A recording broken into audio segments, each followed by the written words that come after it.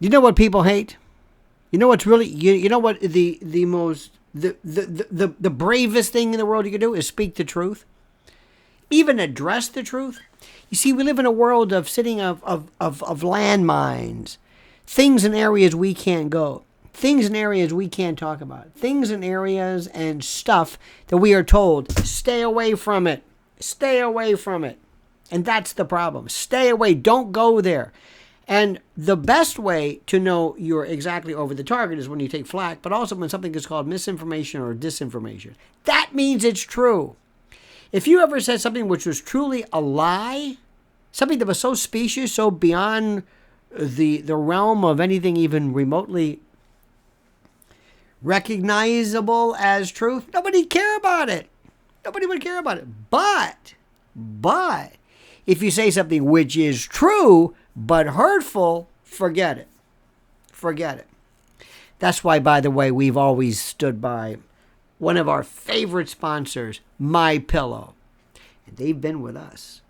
And the more people, the more that name comes up. It's a great product. The pillows are incredible. The toppers are great. The blankets and the towels and the slippers.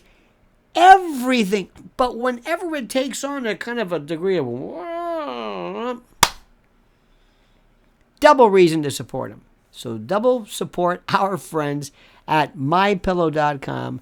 Promo code Lionel, mypillow.com / which is a solidus or a virgule.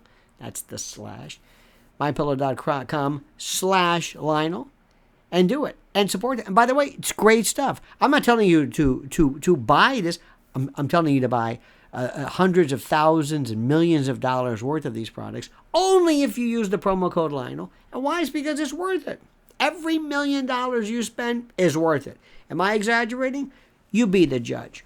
All I'm saying, mypillow.com, they are great. Support them. mypillow.com, promo code Lionel. Okay. Do you know what the worst thing is? Just the worst. Let me give you an example.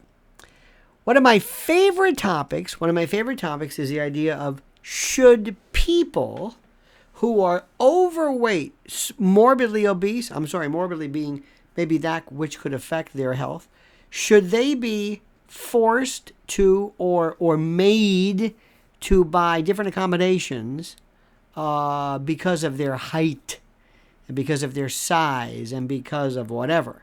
Now the question is, well, here's the deal. Do you want to talk about that? No, because you're called fat shaming.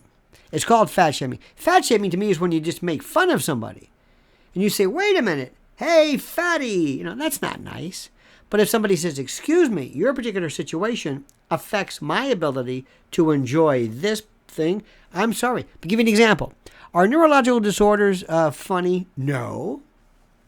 You think somebody who has them is funny? No. Do you think we as a society should open our hearts and minds to those individuals? Of course. Yes. Good. Now here's my question.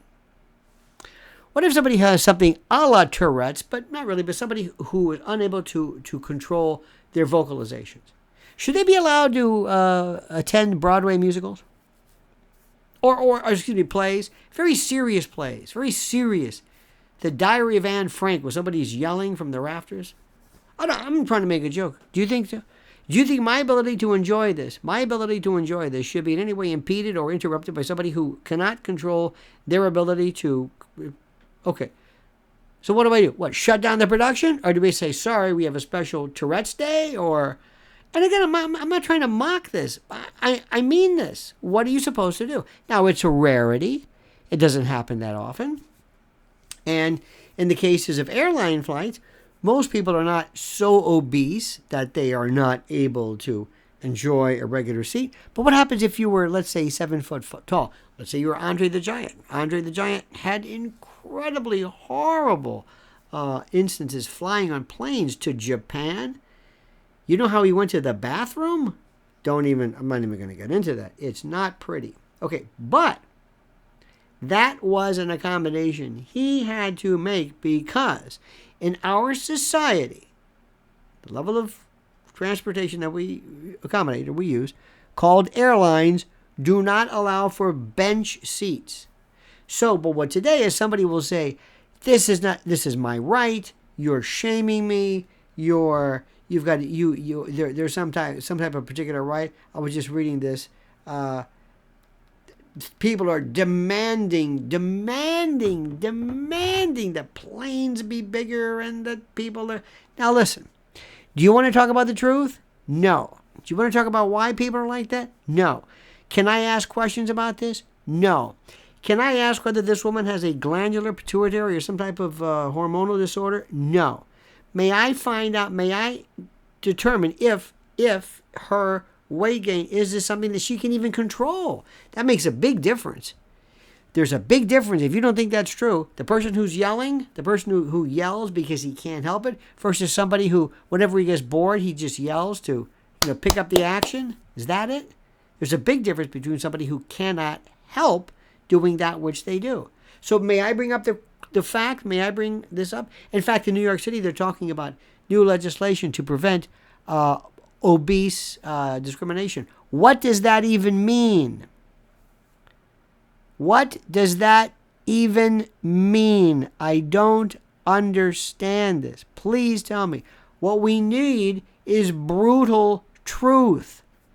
And we can't do it. And especially when you're on social media platforms where somebody could say, this is hate. Hate? I'm just asking. And you can tell when there's hate or somebody really hates somebody. This is where we are right now. If I do something where by virtue of a disease I have, let's say, for example, alcoholism, terrible, being drunk in public, being inebriated, being a dipsomaniac, do you think that society would be able to reasonably curtail my behavior based upon the stuff that I'm doing? Do you think that I, being an alcoholic, should not be allowed to, let's say, drive buses or trains? Of course. What about be in daycare? Of course. What about handle sharp objects? Of course. See? Nobody's mocking my alcoholism, but they're saying your degree of inebriety may make you and other people unsafe. But that's not it. Let's also talk about some things. Let's say I want to get a job. For 50 years, 40 years, I've worked at Brooks Brothers, let's say. Brooks Brothers or Pulse or whatever. And I'm a great tailor. And there's a place that is opening up down the street, and it's designed to cater to hip-hop crews, African-American, urban, young people. And I go to apply for a job in my suit, and I'm white, and I'm 65 years old. I love saying that. And somebody says, no. Why? Well, because you're white. What? You're white. The clientele is black. You don't relate. How dare you? Now, is that true? Yes, it's true. Yes, it's true. What about if you had a gay bar with a gay clientele and somebody who walks in, he's a cowboy. He looks like somebody who's like he's from the movie Yosemite or something. And this guy comes in and makes the gay clientele seem a little uncomfortable. Should that person be given a job? No. Is that unfair? No. It's called preference. It's also called the brutal truth. Do you think a woman who is 75 years old should be able to get a job at Hooters? No.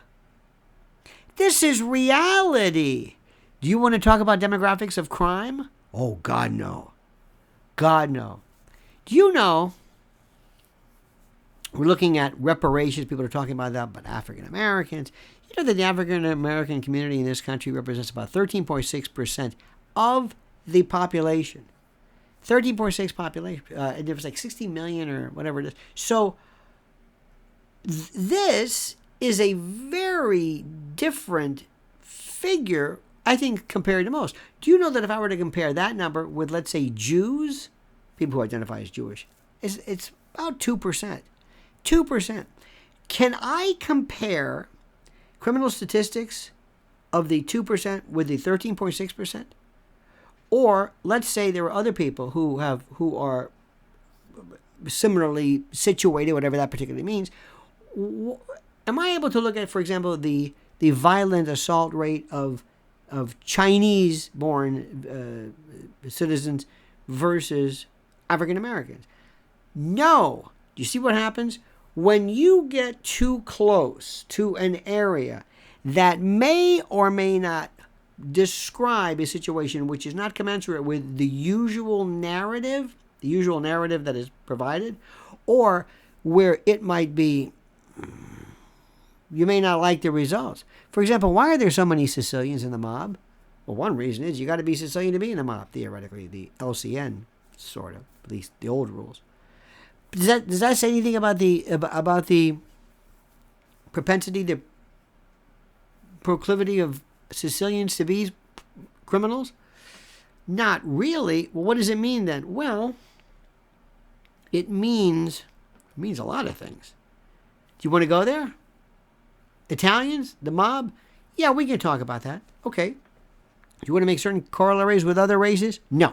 Why? Can't do that. Third rail. Why? Brutal talk doesn't work that way. Don't do that. You can talk about him, but not him. You can talk about this condition, but not that one. Don't mention weight. You can do it to an extent, but don't push it. Why? Because there are these, talk about an Overton window, there are these levels of discussion that we can have, and I don't know where you go for the actual official rating this week, but I know when you have to stay away from it. All right, my friends, remember, MyPillow.com, promo code Lionel. Support our sponsor, only promo code Lionel. Thank you for watching. Please subscribe to this channel. Like this video. Hit the notification bell so you'll be alerted to new videos and and live streams. And whatever you do, I beg, beseech, importune, and entreat. I ask you to comment as you see fit.